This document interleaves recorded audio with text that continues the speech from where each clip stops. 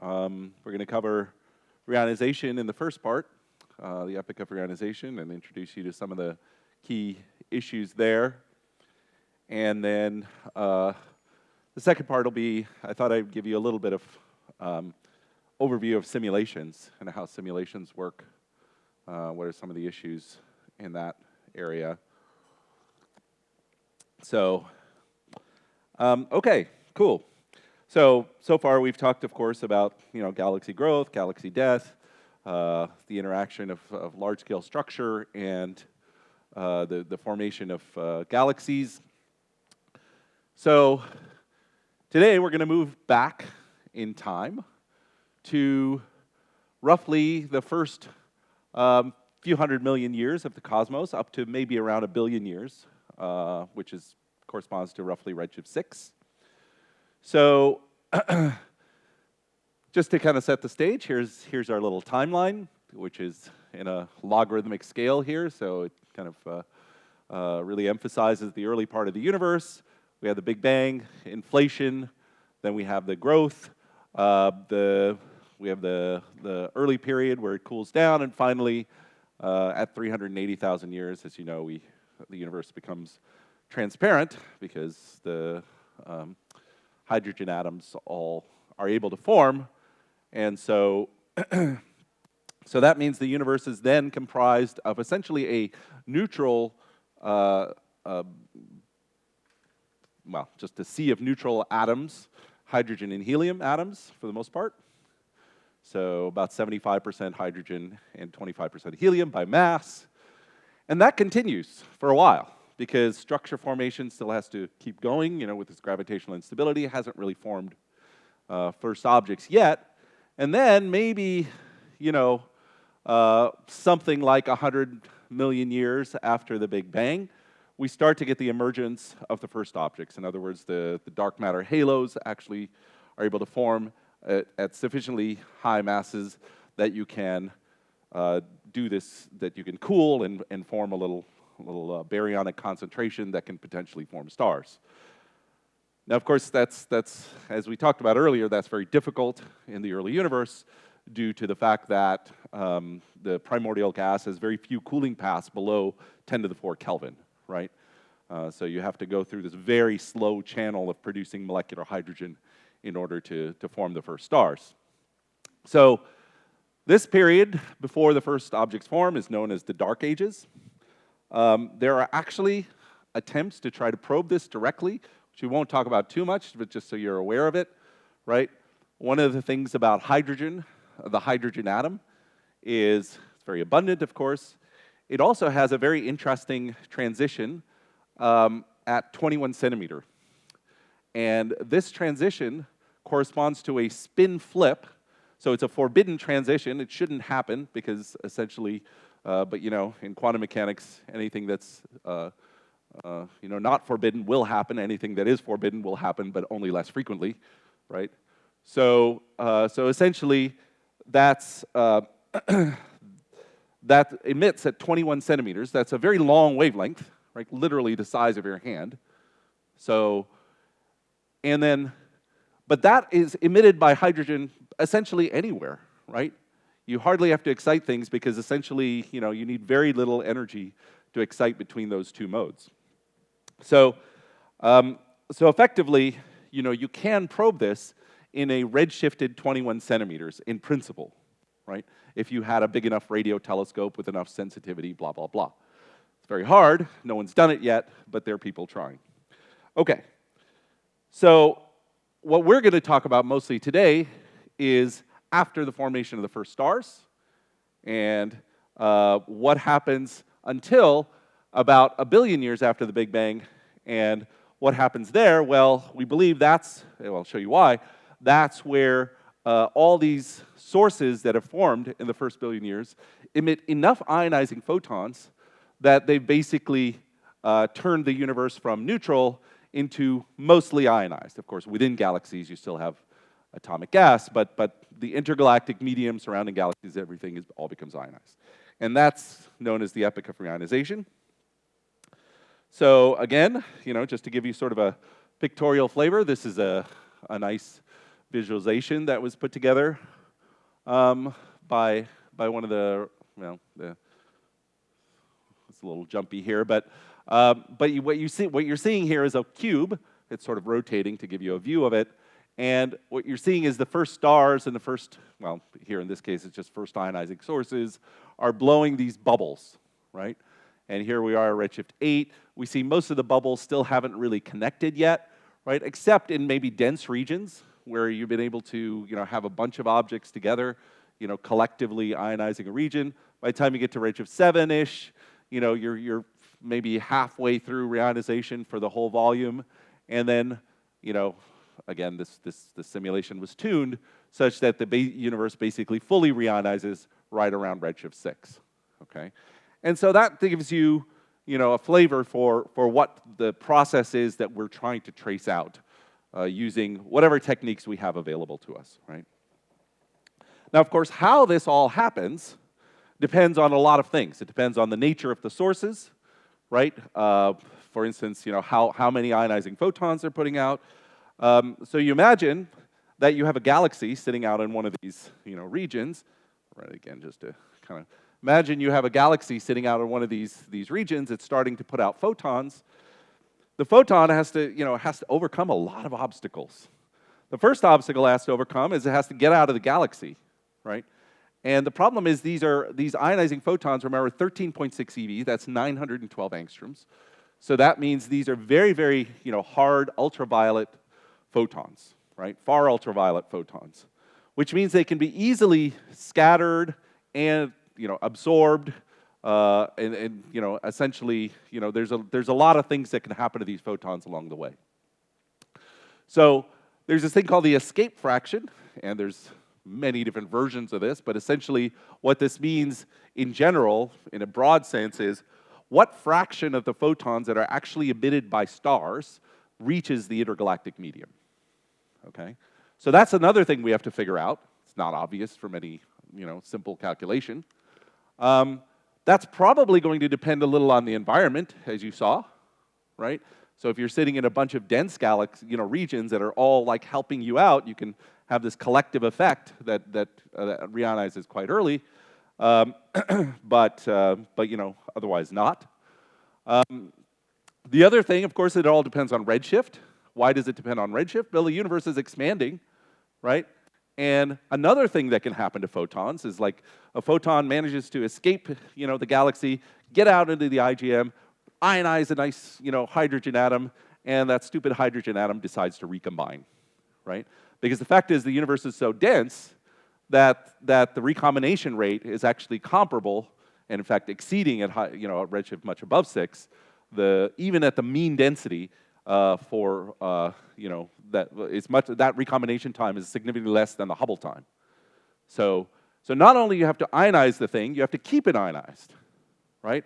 So it's quite a challenge to do this. Okay, here's a bunch of equations, but I think it's good to see these at some point to see how this process all plays out, right? So you have the ionizations, right? How do you figure out what the ionizations are? Well, imagine you have some photon spectrum that's coming out of the stars. Okay, we'll call that J and nu, right? That's as a function of frequency, what is the intensity of the photons? And generally, we parameterize this as some sort of a power law, right, from coming out. But it depends on the nature of the source. For one thing, if you have AGN, that's a very so it's nu to the minus alpha, right? So it's going down. The intensity is going down with increasing energy, and that means that if it's a small number, that's going to be a very shallow thing. There's going to be a lot of high energy photons, right? And so AGN are thought to be in the range of 1 to 2 there, right? So that's fairly shallow. Stars, well, okay, so stars, if you look at stellar spectra, in the far ultraviolet, they're not actually power laws. Nonetheless, for government work, that's probably okay to use something like alpha of 3 to 4, right? So it's much steeper, so it doesn't produce the very hard ionizing photons much. So essentially, the H1 photoionization rate then depends on this intensity, and then you have some physics here, and then the H1 cross section, Of course, you have to, photons have to be able to hit the H1 atom to ionize it. And then if you put in these sort of, and again, that's actually, that's atomic physics, so we understand that reasonably well. So then you can put out your H1 photoionization rate depending on some kind of normalization here of your intensity, right? Yeah. Correct. Yeah. Can you give a, do you know of an explanation of why the cross-section for neutron hydrogen is like Newton minus 3? Why that power? Yeah. Where is it coming from? Do you have an idea? Is it phenomenological or is it like more or less an exact result? No, it's an exact result. No, that's not true. It's kind of phenomenological, but it's pretty good approximation for the range of energies that we have to do. I'm not entirely sure is the answer. Yeah. So this is, yeah. So this is known as the H1 photoionization rate. So it's essentially ionizations per second. Yes. Well, essentially you'll have to put this into something else, right? Yeah. So you'll see that down here, basically. Okay. So that's the ionizations. Then you have the recombinations. Right? So the recombinations, that's relatively straightforward. There's some recombination rate here. Sorry, that's a different alpha than this. So this is the recombination rate for, so you essentially ionize up to H2. You have an ionized hydrogen atom. And how frequently will it reionize depends on how many free electrons are around to combine with. And then this has, again, it's an approximate formula, but the key thing is it has some temperature dependence, some slight inverse temperature dependence, right? So then, essentially, you can, put together the heating rate, right, and cooling rate. So you have terms like Hubble expansion, right? So the universe is expanding, so the universe will cool down there. This is, in addition to the overall Hubble expansion, there might be some local expansion because you have local regions are moving, expanding or contracting or not. So that's your sort of adiabatic expansion due to effectively peculiar motions. Then you have some term that, as the mean molecular weight changes, you have to account for that, just from energy balance because you have to split the energy between, several particles now if you turn a H1 into a separate proton and electron. And then you have this term, right? And so this is ends up being the key term. This is the heating rate minus the cooling rate, okay? So then, what is the heating rate? Well, the heating rate also depends on the ionizing background. Why? Well, so essentially, you have some power law ionizing background, let's say, right? And you only need 13.6 EVs to ionize, which means if you have 20 EV photon hitting it, right, it's actually going to kick the atom, right? And what's going to happen? Well, that energy is, very quickly going to thermalize, and so you're going to end up with what's called a latent heat. So latent heat is when you you ionize something, but you had some leftover energy, right? That can then heat the surrounding, right? And this turns out to be one of the key ways. So you can see it in this formula, right? So you have the H nu of the spectrum minus the H nu I being the particular frequency for, let's say, hydrogen, or could also work for helium or whatever, right? So then you have the heating rate, and of course the cooling rate corresponds to the cooling rate that we talked about earlier, right? Same cooling rate, so you have to worry about all those atomic transitions there. The interesting thing is this recombination time, right? Depends on this essentially it's just the inverse of that, right? And that's the thing that can be quite rapid actually, right? So again, using a power law, you can assuming some power laws up here, you can come up with a rough analytic formula for that, right? And then we can put all that together to get the rate of change of the H1 fraction in any particular parcel of gas, right? Any particular region of gas. So you have this XH1, which is the H1 fraction, and you're going to lose H1 due to ionizations, and you're going to gain H1 due to recombinations, right? So that just gives you, a very rough, it's actually, it's a few equations, but they're not that complicated, really. And you can put this into a simple model, right? And one of the things you can do is run these sort of global models that ask the question, okay, suppose we had, a certain number of sources that are putting a certain number of ionizing photons, assuming some J and U for those things.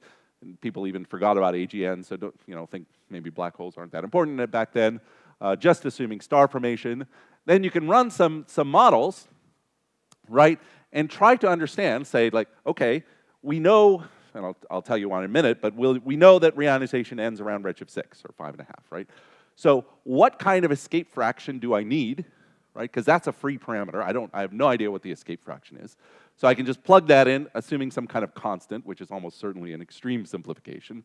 But nonetheless, we try it, right? Because we don't know what else to do. So this is a semi-analytic model that does this sort of thing from Charlotte Mason and company. And what's being plotted here, right, is the number of ionizing photons, right?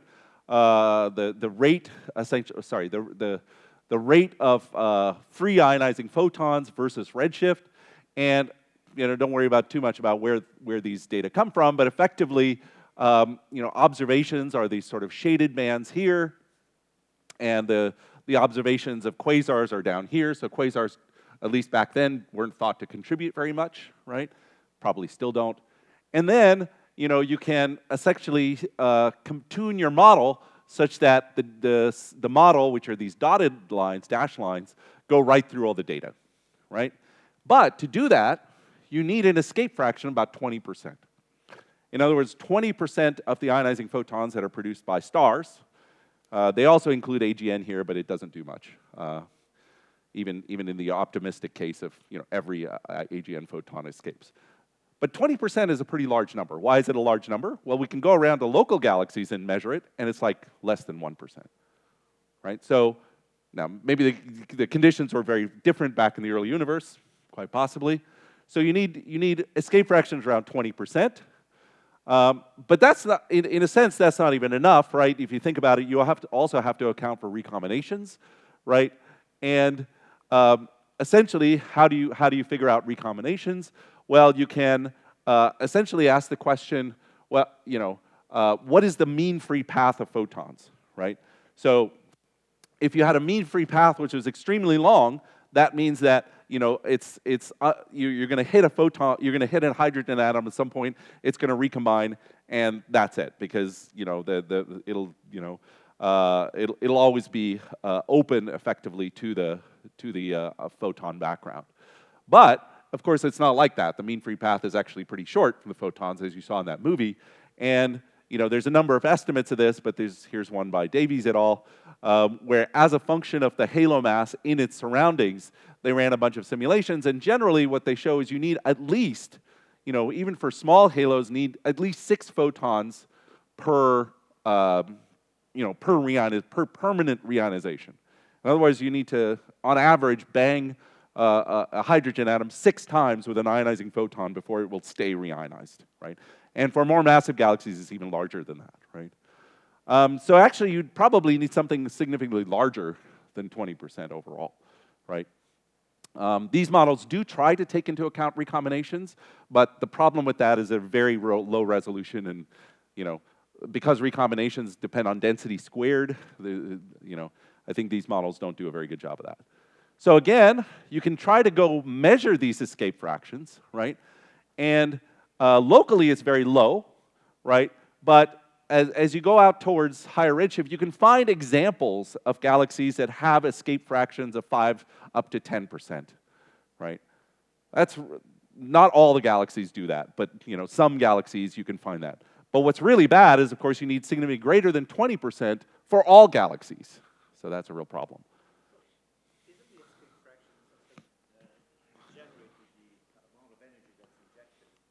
Yes, but you think you know that because you know that you can measure the UV luminosity function of galaxies, right? So you know how many UV photons are being thrown out.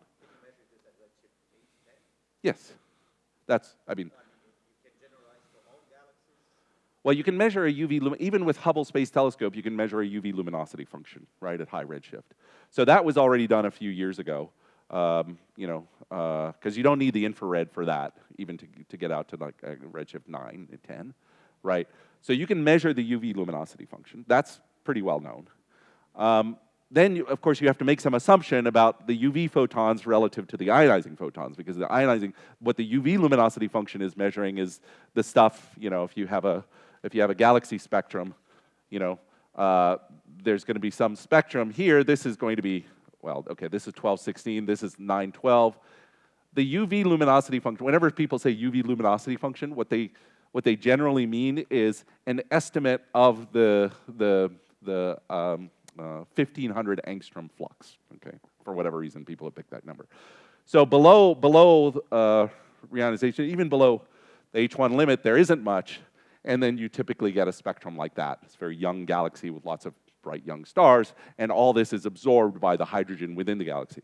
So you're trying to measure effectively, you know, this is what it should look like, you know, if it wasn't absorbed by the galaxy, and you're trying to measure, you know, what's this flux, what's this ratio, right?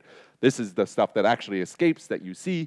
This is the stuff that actually was emitted by stars from your stellar population. So you basically fit a stellar population model to this part, extrapolate it, say how much do you actually observe, and that measures your escape fraction. So that's kind of how it's done. Right? Lots of uncertainties in that, right? So before, I think, before JWST, I think the consensus was, you know, we have a problem. You know, Houston, we have a problem, right? How do we get that many ionizing photons? So, you know, we'll come back to that in a minute. Okay. I said that, you know, I made the statement that reionization ends at redshift, you know, 6-ish. How do we know that? So there's two basic ways that we know this, okay? One is from the CMB, and one is by sort of trying to directly observe the Lyman alpha forest. So what's the idea of the CMB? So how the heck do you get any information about the reionization from something at redshift 1100? That's a clever idea that someone had a long time ago. Okay, so imagine you have a CMB photon, right, doing its thing. It's going to eventually encounter, after the dark ages, it's going to encounter some ionized gas, right, between whenever at redshift that reionization started to today. That's going to be a bunch of ionized gas. Anytime you have ionized gas, you can get scattering, right? Anytime you get scattering, you get polarization, right? So now these photons become polarized on a scale that's actually fairly large. So, for instance, you know, if you ask the question, what is a causally connected region of the sky at, you know, redshift 1089 or whatever CMB is at, it's about 1 degree, but at redshift whatever some later redshift, it's going to be much larger on the sky, and it's more like, you know, 10 or 20 degrees, right? Which means that on large scales, on low Ls, there is polarization being added in a correlated way across these scales, which is something you can detect. So this is the you know, a polarization, a cross correlation of, an autocorrelation of the polarization. These are observations. They have large error bars because it's hard to do. You're trying to measure polarized stuff, and this basically is a model that is fit to that, right? Particularly this data is the very interesting data. This is the data that gives you some handle on this, this optical depth to electrons. So what you're actually measuring is the optical depth to electrons between whenever reionization started and today. Now, of course, we know that some of it is reionized, right? So you're looking for some sort of extra amount. So it's a small, you have to make a small measurement, you know, whether it's redshift 6 or 7, et cetera, et cetera. So people have to, you know, think about this very carefully and, you know, do a bunch of modeling for this. And the typical values you get given Planck is, you know, around redshift 7, but probably, you know, completing around redshift 6, that kind of thing, right? So that's one way to do it, is to try to measure this. Again, this is, you know, a very crude model, right? It's basically assume neutral, neutral, neutral, completely ionized, right? There's a shelf, right? That's probably not how reionization works, right? It's probably some spread out thing, et cetera, et cetera. So, but that at least gives you one handle on roughly when the epoch of reionization might begin, and it gives you around redshift 6 or 7. Yeah. Yeah. Yeah. Is it so the earlier reionization starts happening, The higher tau you will be.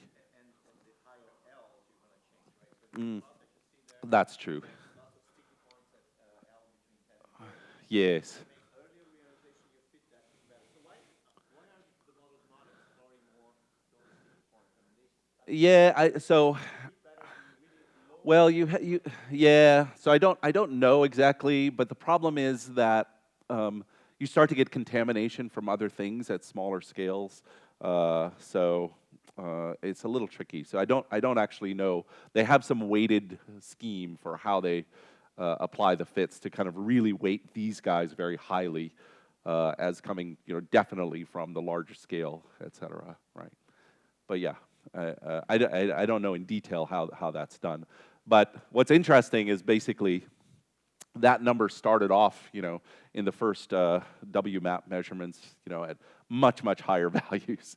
And it's steadily come down over time, which was quite an astrosociology experiment for how many theorists jumped on, like, trying to create incredibly crazy models to reionize the universe at redshift 12, and no one could do it. But eventually the data, you know, is, so if you're a theorist, don't get too swayed by crazy observations. You know, you know, be patient sometimes. So anyway, okay, so that's the CMB approach to doing it. The other way is a little more direct, right, which is to look at the Lyman alpha forest, right? So you're looking at these neutral hydrogen absorption to very high redshift quasars. And you know, one of the gurus on this is Xiaohui Fan, who's my colleague back at Arizona. And what happens with the intergalactic medium? Okay, let me just sort of, you know, set the stage for how we think about the intergalactic medium, since we won't really talk about it too much elsewhere. So imagine that you have some flashlight at very high redshift, and it's shining light through the intergalactic medium. So I'm just going to run this little movie here. So it's going to shine through the intergalactic medium, and wherever it hits a cloud of neutral hydrogen, it's going to absorb, right?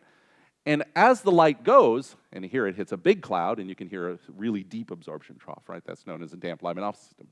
So these lines correspond effectively to a one-dimensional map of the neutral hydrogen being absorbed at different redshifts because it's occurring at different distances as the photon travels, right? So that's really nice.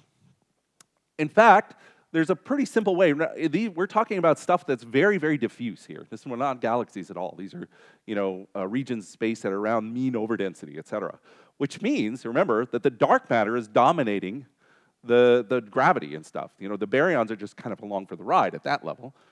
So in point of fact, you can do a little calculation to show that the optical depth in H1 is effectively a power law in the density.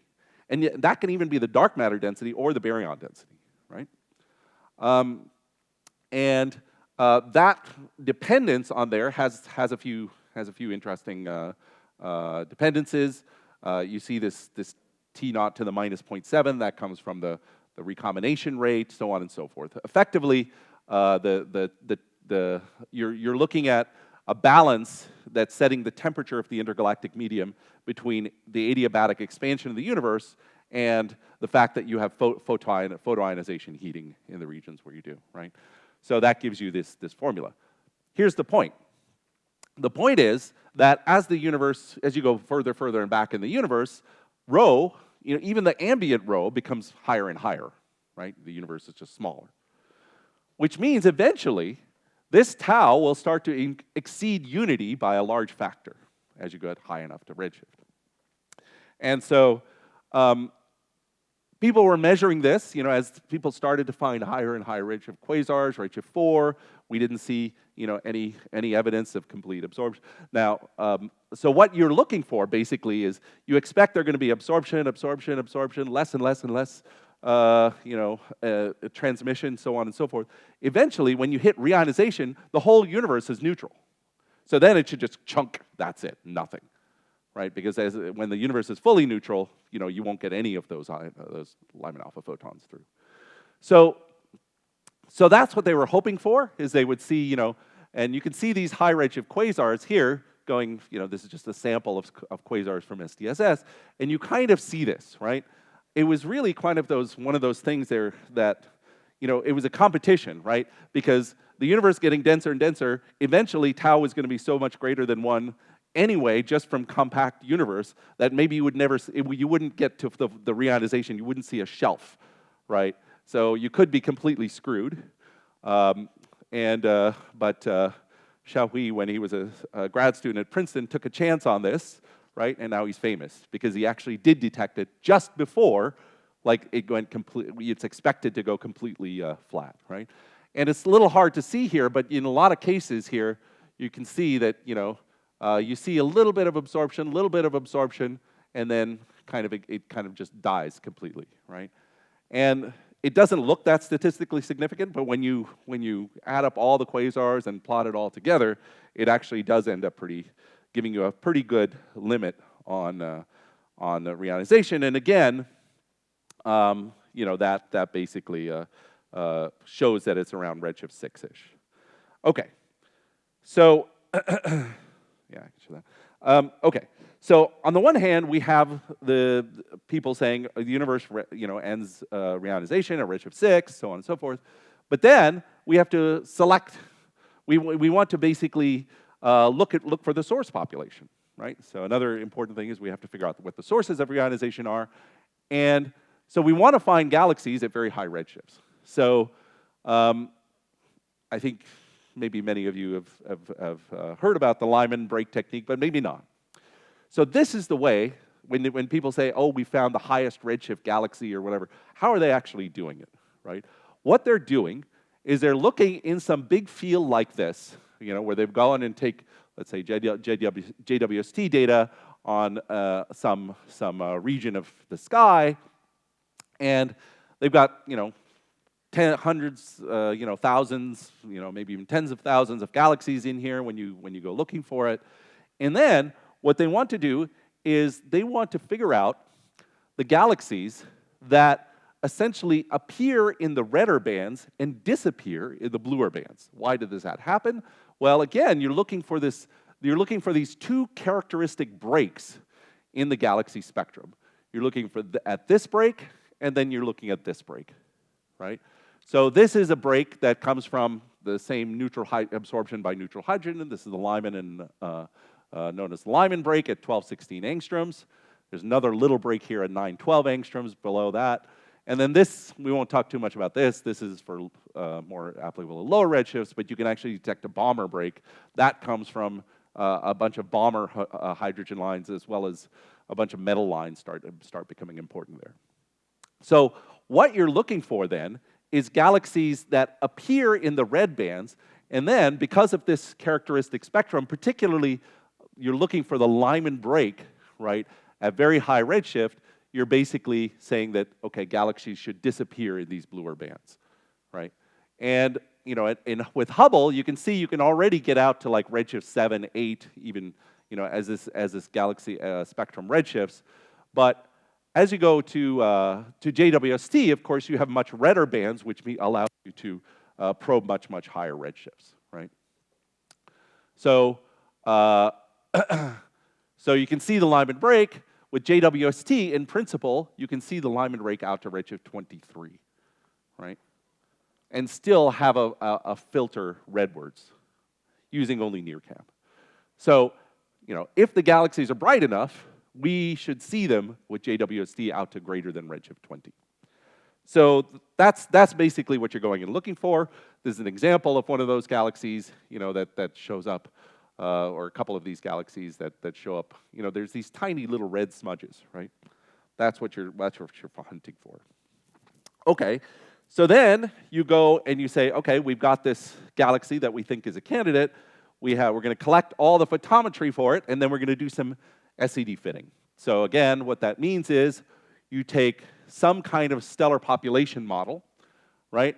You know, well, pick your favorite. There's a number of them out there, and you say, okay, I have these broadband filters, which are indicated, let's say, by these red points here, from a combination of HST and JWST for this particular galaxy, and we're gonna vary all the parameters of our model in order to essentially you know, come up with the best fit to this.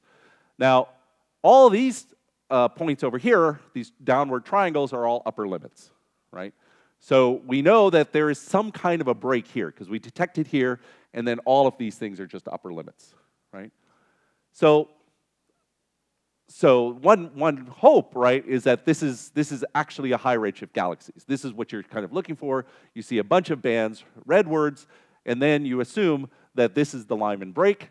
If this is the Lyman break, then it's 1216 angstroms. Then, you know, I know the redshifted wavelength. From there, I just do the division to figure out what the wavelength of the galaxy is, or the redshifted galaxy is, right? Okay, so that's basically, you know, how this game works, right? And then from this data over here, you try to estimate the properties of the galaxy, like how much stellar mass is there, what its star formation rate is, et cetera. But there's a problem with this, which is that, you know, even with all the great data that we have, there's a big degeneracy, all right? And that degeneracy is illustrated, in this case, by this gray line here, okay? That gray line is not a high redshift galaxy. It is actually a low redshift galaxy, but it's extremely dusty. So once you have dust, of course, dust likes to absorb, as I told you, in the ultraviolet, which means dust can make things drop very, very fast. So this is basically just a model spectrum where we're increasing the extinction, the fraction of light absorbed, logarithmic, at the V band, and you see it drops very quickly, and therefore you get this type of solution, which also kind of basically agrees with the data, right? Now in this case, they try to argue that, aha, but we have data way out here, and the gray line would be above this data point, and therefore it's ruled out. Fair enough. I think for this case, you can make that reasonable case, yeah? It's a little, but this is the kind of game that people play. But in a lot of galaxies, that's not the case, all right? So, you know, typically what people do is they do SED fitting. They try to come up with a posterior distribution for the best fitting redshift, right? And in this case, they have a very strong peak at redshift 8 point, whatever it is, 5-ish. And they say that, you know, because of this point and maybe even this point, you know, it's really not well fit by 1.7. But typically what you have is you have a peak here and then another peak over here at low redshift, right? And the two things can be fit at the same time. And, you know, this is where all these people get into trouble, right? And this is why there's such huge amounts of controversy and all the people in this business hate each other, right? Because they will make different prior assumptions and different, you know, SED fitting codes and so on and so forth. So, you know, the simplest thing is to assume a flat prior, right? And say that, okay, well, if I have a big peak here and a little peak here, I say, oh, okay, that's probably the right answer. Yeah, well, the problem is we know that galaxies that are low mass at redshift 2 are way more common in the universe than some redshift 9, you know, bright thing, right? So is it really fair to do a flat prior? Okay, let the arguments begin, right? So an example of how this gets you into trouble, right, is you know, these claims of these galaxies that broke lambda CDM, right? So this is, you know, the paper that took the very earliest releases from the first Cycle 0 program, the Sears program, and you know, they got the photometry and they got the HST photometry and they started fitting these things, and you know, they claimed that the priors were all like, you know, clearly favoring, you know, very high redshift galaxies, so on and so forth. In point of fact, that wasn't crazy, but a few of them turned out to be low redshift interlopers. But there turned out to be another thing that surprised everyone, which is that it turned out that a lot of these galaxies were AGN, right? And low mass black holes. And so it was, so this was not by the Sears team.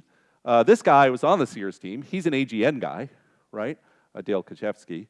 And Dale was like, I've seen these galaxies before at low redshift, but they're extraordinarily rare. What are they? They are effectively a combination of a very dusty AGN, right, with a star-forming galaxy that's unextincted, right? So his hypothesis was that, okay, I can fit this if I include an AGN component. It doesn't have to be very strong, right? Only has to be a 10 to the 6, 10 to the 7 solar mass black hole, but it has to be accreting, and it has to be very, very dusty. Now, why had people ruled this out? The reason people have ruled it out is most models assume that whatever extinction you apply to the AGN, you also apply to the galaxy. But there's no reason for that, right? The dusty torus right around the AGN could be extremely dusty, whereas the rest of the galaxy might not have a lot of dust, right? Now, you do occasionally see these things at like sort of redshift 2, but they're very, very rare.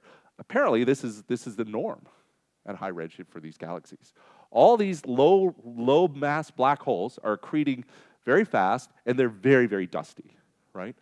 At least, in these types of galaxies. So low mass supermassive, but also low mass, the galaxies aren't that high mass either, right? Because when you fit it, right, this thing, your redshift ends up being more like redshift 4.6 or redshift 4 to 5, not redshift, 8. And of course, they're commensurately lower mass to have the same luminosity, right? So this is basically, and then you can create an AGN luminosity function and show that, it's which is kind of nice. So these are known as the little red dots, right? These little bright AGN. So, okay. So nonetheless, I think one of the surprising results from JWST has been there's a lot of high redshift galaxies. There really are quite a few, right?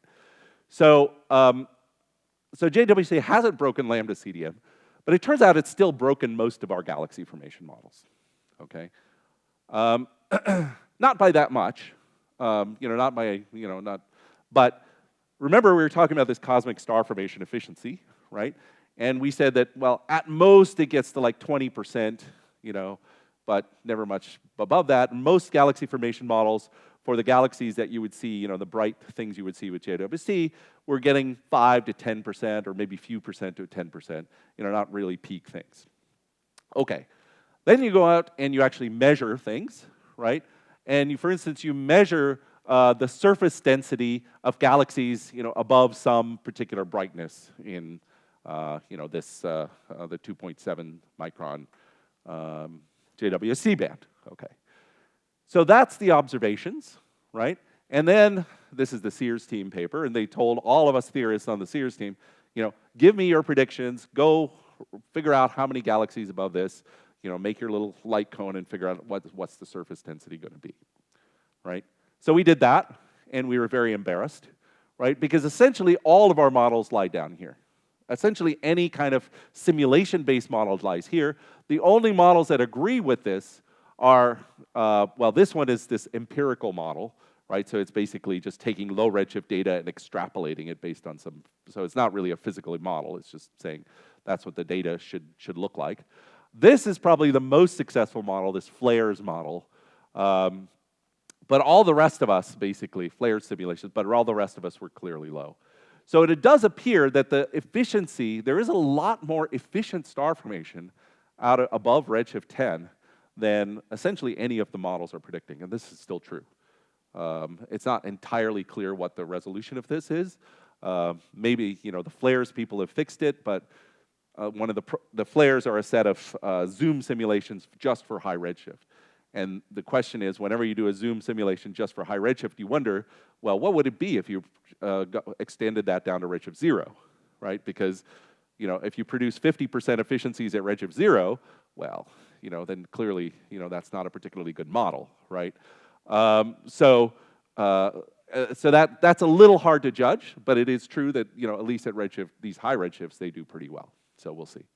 But the problem is, of course, they can't evolve their zooms down to redshift 0 because it would take a huge amount of time. It takes a huge amount of time just to get to redshift 6. So that's basically, the situation. What are some of the ideas that people have had? You can look at AGN contribution, but, these sort of things. Well, one, they're very dusty.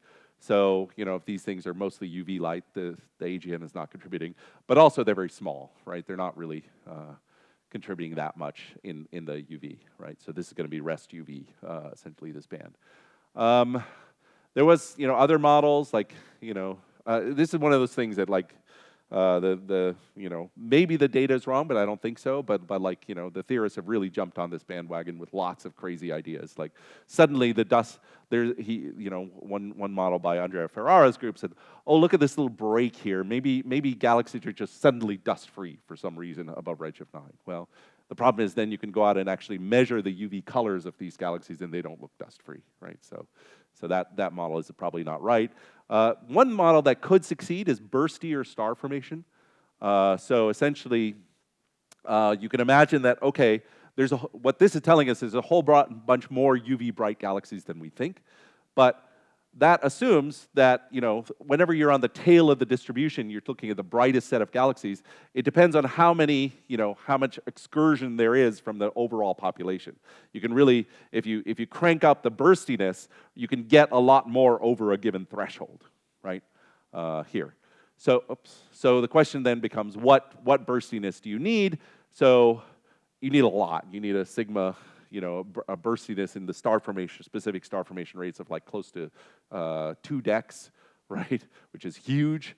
Most models, even the bursty ones, even the ones that are fairly bursty, don't give anything close to that. And then the other thing is, of course, there's some reason star formation is more efficient than we think at high redshift. Maybe the outflows are lower. Maybe, I don't know, right? But no one has yet, I think, come up with a fully self-consistent model that explains this. Okay. Anyway, so that's just one of the controversies. Another interesting thing that has happened is, okay, we are finding, oh, wow, look at this. There's a lot more UV photons than we thought, from HST. Did we have to now, reevaluate our ionizing photon budget? The answer is yes, we do, right? So lots of bright UV galaxies, also some QSOs. And the question then becomes, do we have too many photons now? So there was one paper that actually said, aha, JWST had been so efficient at finding high redshift, UV bright galaxies that now, this was HST. This is this optical depth from the CMB, and this is the H1 fractions, right? So beforehand, the models tended to, go through like that. But now, if you take those same models and apply the JWST ionizing photon counts with the same escape fractions, right, you way overproduced, right? And you have reionization way too early. So I don't know that that's really true because, you have to account for recombinations, you have to account for, all these other things. But I think that at least we no longer have this sort of photon budget problem overall. So that's been one of the good things about JWST. In essence, we've traded that problem for the other problem, was why the heck are there so many UV bright galaxies, which our models don't do, right? So if there are too many UV photons, how do you avoid them having too without being too high? You can lower the escape fraction. It doesn't have to be 20% anymore, which is actually probably good, right? How does then that square? But if they don't escape, if they are reabsorbed or anything, then you wouldn't observe them. I mean, how would then you square up with the fact that you're seeing too many of those galaxies? I mean, this already is all the photons that escape anyway, right? So this is remember, this is the UV, right? So UV is 1500 angstrom. So we're worried about the 912 angstrom photons, right? So it's making that again, maybe that extrapolation is wrong or different at high redshift or reionization, right? There are many other possibilities, right?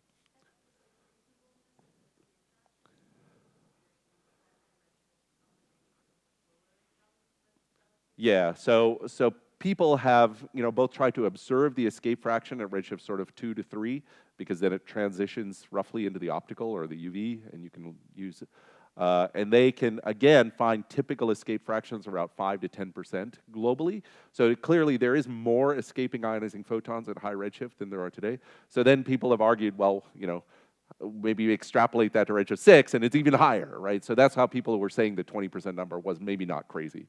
There's also a lot of models. One of them is shown here. This is the escape fraction versus stellar mass. Yeah, it's coming out really crappy here, but basically you can see there's a strong trend that low mass galaxies have higher escape fractions, right?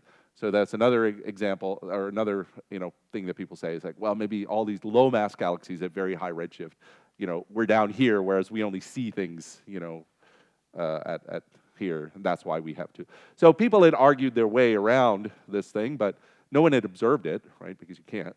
And I think that now it's, I think we're in the regime where we're actually can get very reasonable escape fractions. You don't have to push things to the limit anymore, right? Okay, so that was all I was going to say about reionization. Last 15 minutes or so, I just wanted to briefly touch on simulations and why we do them. I mean, I've shown you a lot of simulations, but it's good to have some of the lingo to have seen it once, so that you understand, what are the things that people sort of argue about and stuff. What are people doing? Okay, so the idea of simulations is essentially what we'd like to do in kind of ideal la-la land is to simulate a representative cosmological volume from the Big Bang until today, including all the relevant physics, and come up with a beautiful galaxy population that matches at all redshifts, so on and so forth. Okay, great. So why do we want to do this, right? We've seen examples of this throughout these lectures, right? You can run numerical experiments, right? So if you have a model where you say, this is maybe it's not a unique solution to the problem, but if we have a plausible solution to this problem that seems to agree with a lot of data, then we can play around with it, and we don't have to. Obviously, astronomers can't play around with the real universe, but we can play around with our computer universe, right? And that helps us understand some of the physics that might be driving stuff. So that's really the goal is to connect the physics with the things that we observe, so that we can say that, okay, when I go observe this, this is how I understand, this is the key process that's going on here, et cetera. This is the balance. And then, of course, we'd like to, the nice thing about simulations is, in principle, right, again, in La La Land, they include everything perfectly, like black holes, gas, stars, et cetera, right, large-scale structure, everything is in there, right? So you can go try to create observations from the simulations, so move the simulations into observation. There's a whole big industry on that, on how you do that properly. But in principle, you have access to any kind of wavelength regime. You're not limited. You go out and observe with even JWST, but you're measuring in the infrared and maybe a little bit into the optical. That's basically it, right? No X-ray, no radio, et cetera. Here you can sort of connect galaxy populations across wavelengths, which is quite nice, right?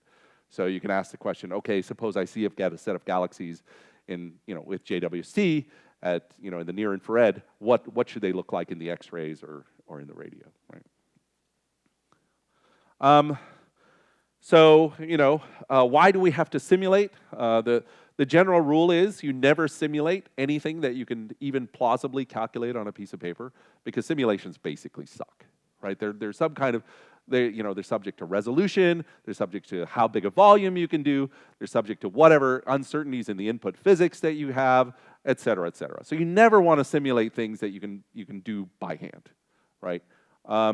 So you have to get, nonetheless, I mean, as we've seen, in structure formation, proceeds extremely quickly, and things go highly nonlinear very, very quickly. And so that becomes super hard to calculate. And essentially, that's the problem. That's why everyone relies on simulations, right? On top of that, there's a huge amount of physics, and for the most part, any time you look at astronomical observations, there are at least 2 or 3 pieces of physics that are competing to produce that, and that's a really annoying situation, right? You would love to have it like I can just calculate things in order of magnitude estimates. As aha, this is the one physics that's happening, and why this galaxy does that. Rarely do you get that situation, right? It's always, well, it's a balance between inflows and outflows and this and, how much supernovae and stuff. It's always this like competition, right? And so because galaxies are, in a formal sense, complex systems, right? They're self-regulating systems. And whenever you have that kind of thing, it becomes very difficult to compute this stuff analytically. Nonetheless, it's really hard, of course. The biggest problem we have, not even the biggest, well, one of the problems we have is the dynamic range one.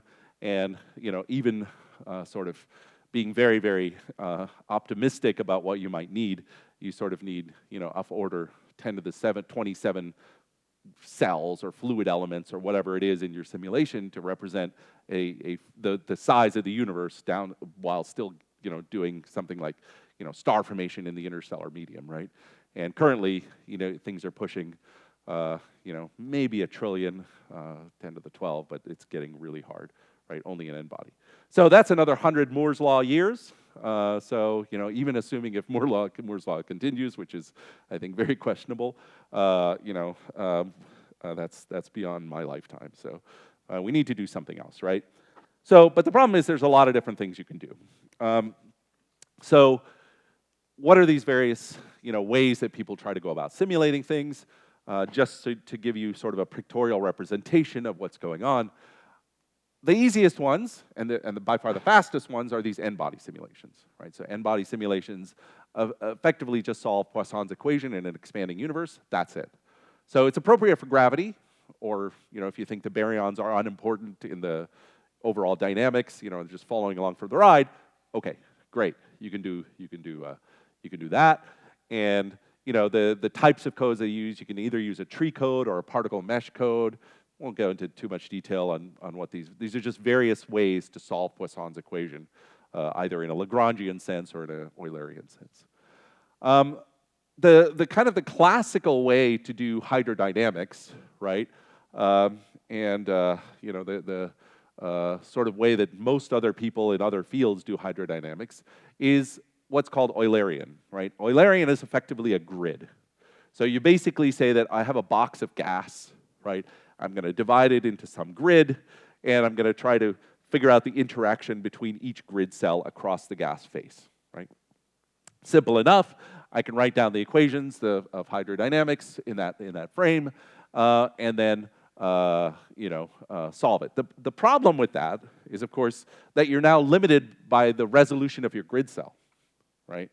So if you divide your 100 megaparsec box into 1,000 grid cells, 1,000 cubed is a lot, right?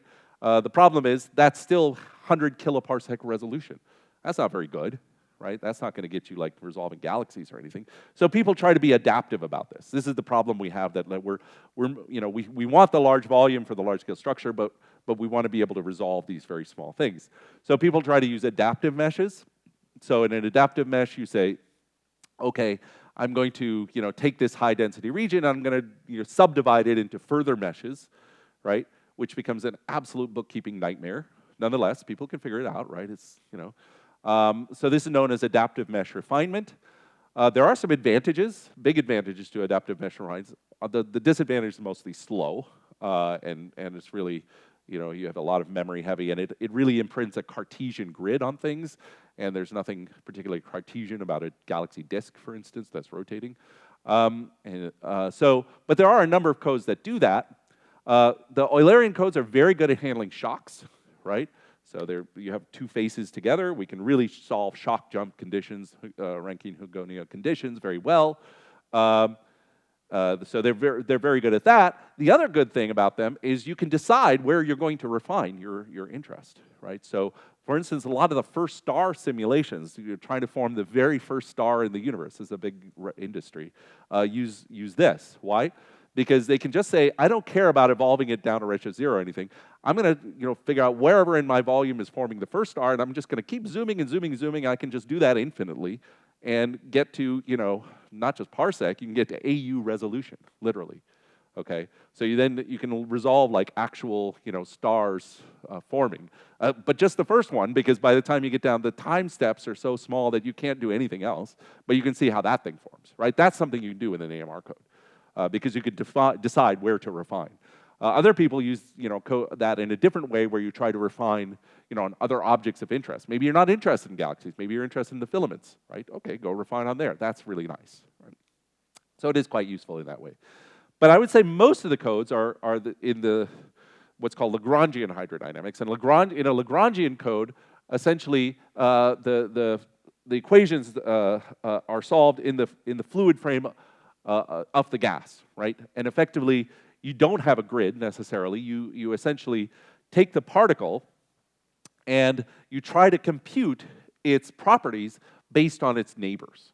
Okay, so this is the most popular code with that is called smooth particle hydrodynamics, and what you can imagine is that you have a particle here, right, and you have a whole bunch of neighbors in some smoothing volume, right, which is given by some distance h out to the radius h, right, spherical. And then you sum the properties of this guy based on a kernel smoothed average of all the other properties in this region, right? And so you can kind of write down for any quantity, right? You can say that there's this kernel, this kernel function w that's here, and the quantity is estimated for this particle by summing over neighbors out to some distance h, right? So you sum the quantity of each of the other particles. So that's nice, but the problem is if you want to do a shock, right, this is kind of bad, right? Because basically that means that your particle right at the shock is smoothing that shock out, right, by some h, right? So it doesn't handle shocks and discontinuities nearly as well. It also requires an artificial viscosity. I won't go into it. But you really this is very, very nice for galaxy formation simulations, and that's why everyone uses it, because it's naturally adaptive. When you get a dense region, there's a whole bunch of mass there, therefore there's a whole bunch of particles there, therefore your h gets really small. Your h is effectively your local resolution, which is not constant throughout the volume, right? So you get the resolution exactly where you want it. You get the resolution in the regions which have the mass, which are the galaxies, or the halos, or whatever, right? So that's a really nice feature of that, right? So people have tried to marry these ideas in these moving mesh codes, right? These are often called adaptive Lagrangian Eulerian codes, AIL codes. An example is Arepo or Gizmo. So what they say is that instead of imposing a Cartesian mesh, I'm going to impose a mesh by some criterion, but that mesh doesn't have to have any particular geometry. And the quantities that I'm going to compute are on the faces of these other cells. So basically, I'm going to treat it just like a code here, but these mesh cells can have these arbitrary set of faces with respect to. So again, you might think this is a complete bookkeeping nightmare. It is. Gizmo, in particular, has a very nice balance between these two. So in a sense, it's best of both worlds. You get the nice shocks, you get all that, and you get the adaptivity, assuming you're constructing your mesh in a particular way. People typically use a Voronoi tessellation, for those of you who know what that is, to construct these meshes. So, and just to give you an idea, essentially, most of these codes these days are written in C, because speed is absolutely king, right? You want the speed because that gets you your dynamic range. And it's very hard to use GPUs in this problem because you have a lot of long-range calculations, but it is now starting to be possible. Okay, so then what kind of physics you're going to, that's how you solve hydrodynamics. What kind of physics are you going to put into it? Again, there's a lot of physics that goes into it. Some of it is like, 19th century or early 20th century stuff you can write down. That's the easy stuff, right? Gravity, cooling, et cetera, just the quantum processes. We know that. Okay. The real problem happens when, okay, even with all this adaptivity, et cetera, you still can't resolve things like individual stars forming, right? And so you have to assume the magic buzzword here is subgrid, even though that's applied to even if it's not a grid simulation, we still call it subgrid.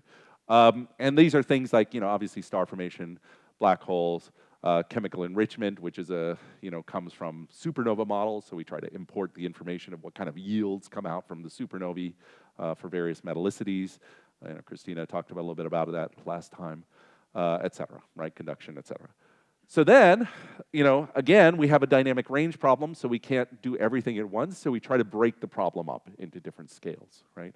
So if you want to do something for cosmology, you probably need the volume, right? That's, all these like big latest surveys are, scanning gigaparsec volumes, right? So you're going to need gigaparsec volume, gigaparsec cube volume simulations. The kind of semi-fortunate thing is it's not that much point in doing it with hydro because the gas just is it's so kind of very large scale that the gas just kind of, but on the other hand, if you want to know where the galaxies are, then you have to paint the galaxies on in some way, and that can be a real tricky part, right? Then there's these cosmological simulations, which are typically 10 to hundreds of megaparsecs in length, and these try to achieve some balance between having, lots of galaxies, so typically, tens of thousands, hundreds, even for latest ones, millions of galaxies within the volume. So you get very nice statistics for comparing to all these surveys. You don't have great resolution on the internal, but it's not terrible. So this is an example, Magneticum, and this shows you some of these, individual galaxies. Like here's a galaxy that, this has maybe kiloparsec or 2 kiloparsec resolution. Nonetheless, galaxy disks are kind of big, so you can actually resolve little spiral structures and so on and so forth. So you can tell this is a disk galaxy for sure, right, in the simulation. Maybe you can't study, all the things that Christina wants, with abundance gradients in the thick and thin disk and all this craziness. You need, something else. But at least for general properties, you can do it pretty well, right? But for that, right, what you then really want is a zoom simulation. So the idea of a zoom simulation is effectively you take one little of these galaxies, take the halo and the surrounding environment, and you say that we're going to do all the rest just with gravity. We don't care. All we want is the tidal force.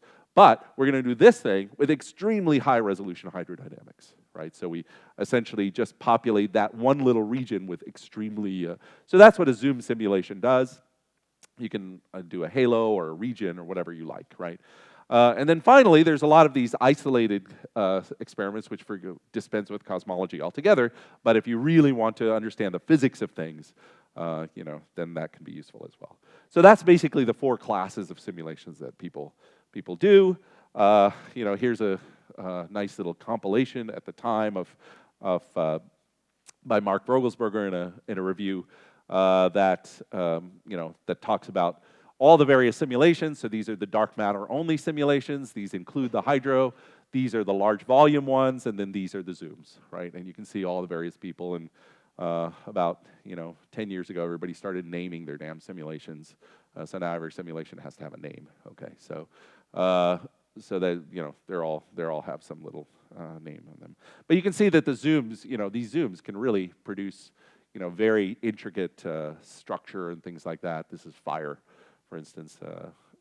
Christina was talking about the fire results from yesterday, right? But there are other ones as well, Eris, Auriga, et cetera, right? And then, of course, things like Eagle and TNG and Simba, et cetera. The main point is that most of these things are pretty similar among codes. Okay, there are differences in the way the hydrodynamics work, et cetera.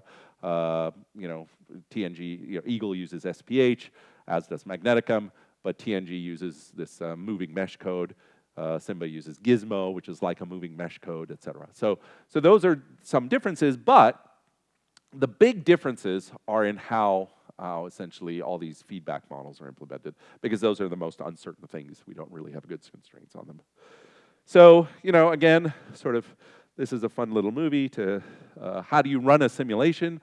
Well, you have to start with initial conditions. So again, you take the CMB, you evolve it forward as much as you can through the linear and even quasi-linear regime, because you don't want to calculate anything you don't have to, right? You can do it more accurately. So you start with that. Then you end up starting at redshift like 200. So you have a density field at redshift 200. You put down your mass there, both gas and dark matter. You compute the forces. From the forces, of one particle with respect to all its other particles, you get the acceleration. Then you choose a time step, which then gives you a velocity, and then you get to step forward positions. And then you just repeat this. So it's really a simple in principle, right? That's all it's doing. And computers are very good at doing simple things repeatedly, right? And then you put in all the physics, whatever physics you want, et cetera, et cetera. Then you have to constrain that physics because let's face it, all of these things particularly have a lot of free parameters, right? So then you basically tuning the free parameters to kind of match some set of observations that you want to match, right? Typically, people start these days with the galaxy stellar mass function, at least in the cosmological case, because that's something that's quite robustly predicted in simulations, okay? But you could do other things. Other people have done. But then you have to repeat that, okay? So you keep doing that until you get something that, a tuning that you like. People have started to use MCMC type techniques to do this, but it's really a pain because this is not quick, right? These simulations take a long time. So you need a lot of computing power to do that. Look at all these nice explosions from the AGN in this. This is illustrious TNG, by the way. But they're spherical. Come on. Anyway, so what do you then output? So you do your final simulations. You get a cube of particles. That's what literally comes out, right? You have dark matter particles, which have mass, velocity, position. But you also have the gas particles, which have many other properties, right?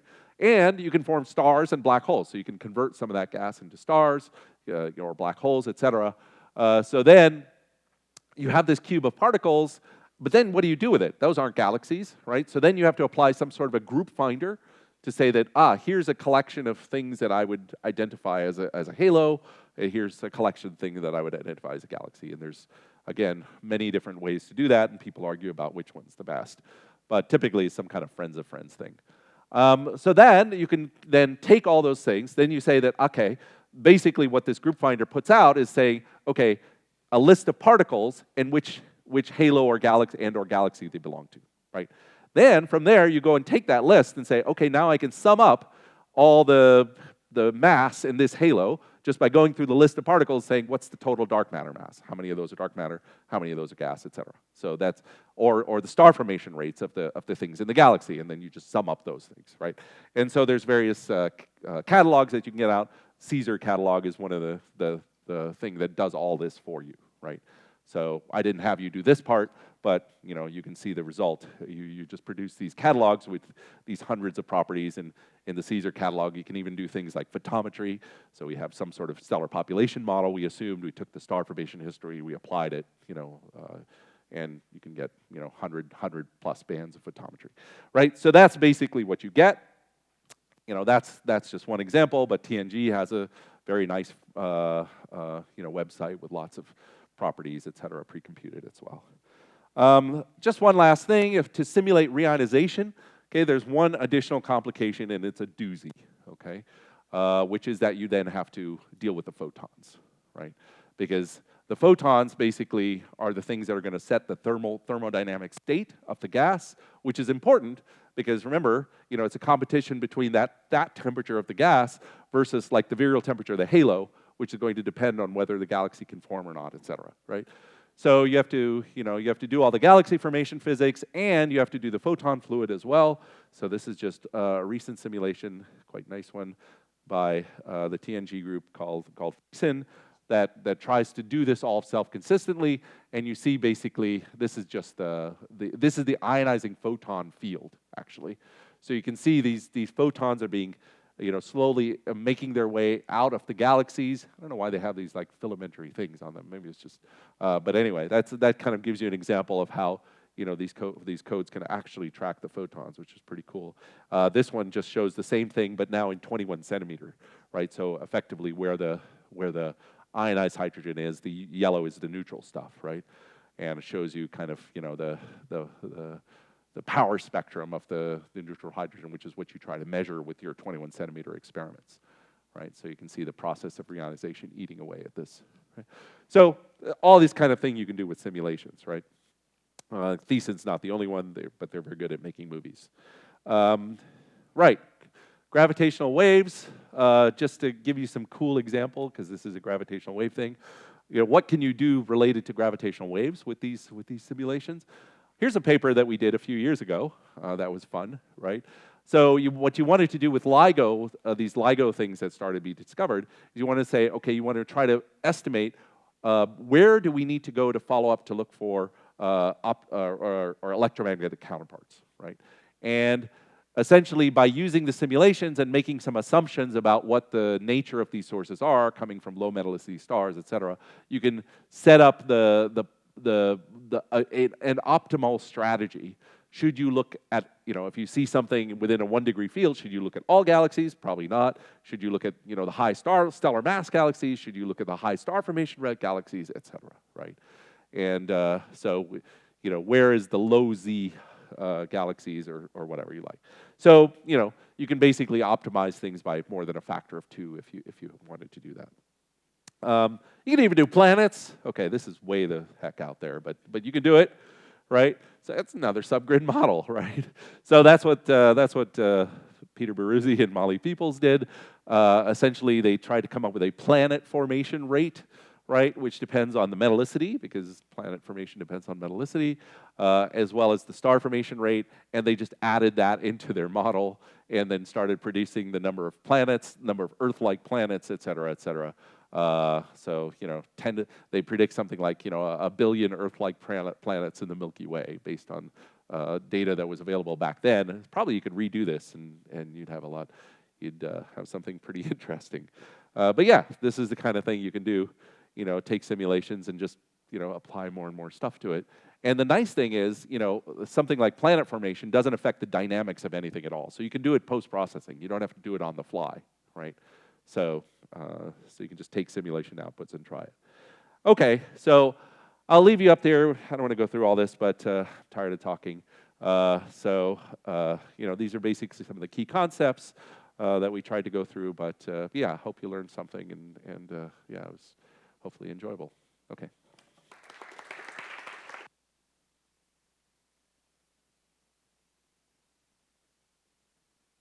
So thanks a lot, Romeo, for this really super stimulating set of lectures. So we have plenty of time for questions for Romeo.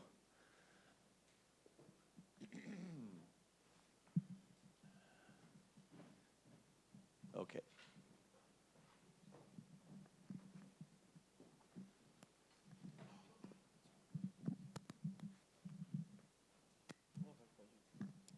Hello. So thanks so much for the lectures. I had a question about the initial condition of the simulation on the cosmological simulations. So the initial condition of the particles are made by the power spectrum of the matter at this redshift of, for instance, 200, right? This is the only part of the simulations that appears the cosmology that you are assuming, if I understand correctly.